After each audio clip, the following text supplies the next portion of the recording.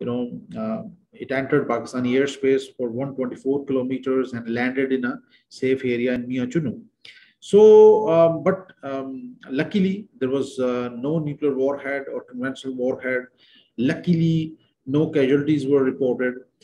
But imagine if it had nuclear material, or if it had conventional material even, and if it had, carried out, you can say, destroyed some civil properties or killed few people, I would say, a few hundred people. So what would have happened? Obviously, Pakistan would have, responded in a you can say befitting manner, and there would have been a limited war, and that limited war may turn out to be a total war, which would definitely have a risk of becoming a nuclear war. So in that situation, countries like Pakistan offered a zero missile zone and nuclear weapons free zone to India in the 80s, but India rejected it. Because India had global aspirations. India had regional hegemon aspirations to control this region and become a global power. So they did not sign, and they did not even bother to work with Pakistan on these issues. Signed the treaty on the prohibition of nuclear weapons. This is also one of the treaty which was signed by them. Kazakhstan is the only Soviet successor state to have signed the TPNW.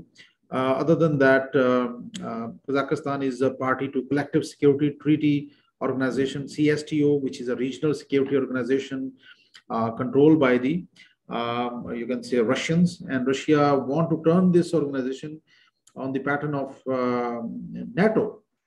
So that is something which the Russians are, Russia want to do, but in reality, they can't do it. Why? Because the Chinese are not convinced with it. Chinese are not happy with it.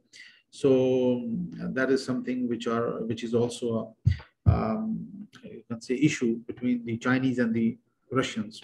Kazakhstan permits the testing of Russian ICBMs and ballistic missile defense technology at the some of their nuclear testing, and what quarter of that range is located in Kazakhstan. So even today, Kazakhstan has permitted the Russians to test their nuclear weapons, ballistic missiles. Why? Because they got a huge area, and the most important factor in this is that Kazakhstan is not politically or militarily independent country.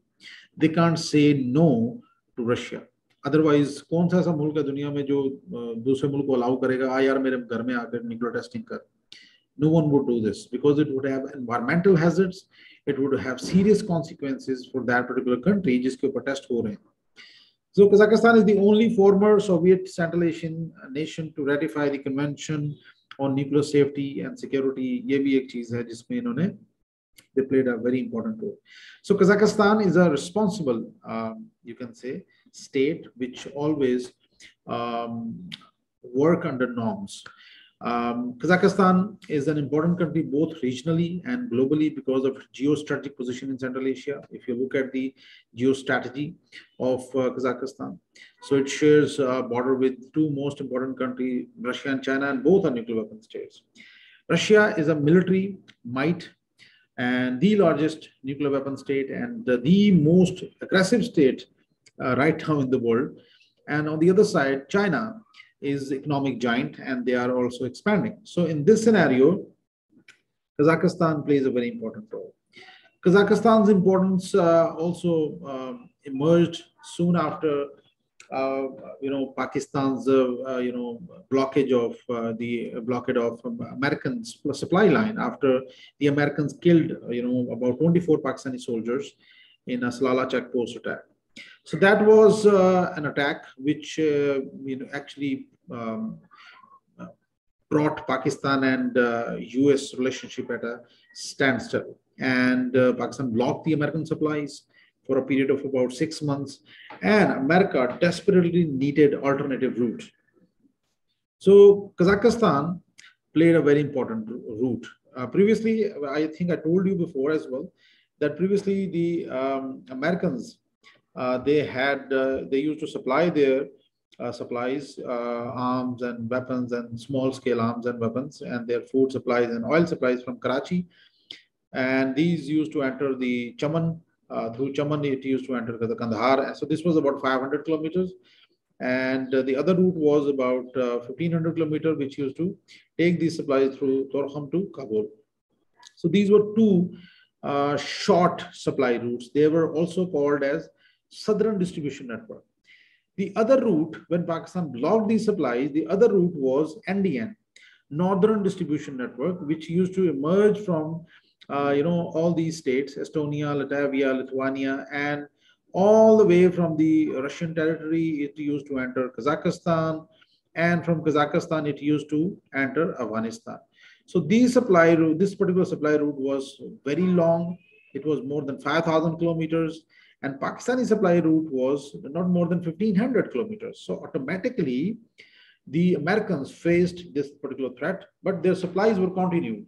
So in that scenario, Kazakhstan became important for America as well in the war against terror in 2011. So that was very important, you can say, situation for Kazakhstan. If you look at the energy politics of Kazakhstan, it possesses more than 100 billion barrels of oil, which is equal to Kuwait. And if you compare it with Saudi Arabia, which is 269 billion barrel, and Iran 150 billion barrels, so you would have an idea that 100 billion barrel is not a small amount of oil commodity. It is important for future energy market, especially in the Europe. So Kazakhstan will become a factor of energy security in Asia and Europe, and one of the pillars of energy security in this region and beyond. If you look at today, the Kazakhstan's oil and gas pipelines.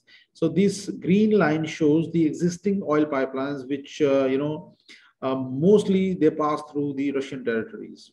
So they are solely, as I told you before, they are constrained by geography, and their oil supplies are solely controlled by the Russians. On the other side, the red picture would give you an idea of their oil and gas pipelines. Sorry, their gas pipelines. They are existing pipeline, and there are some in dots.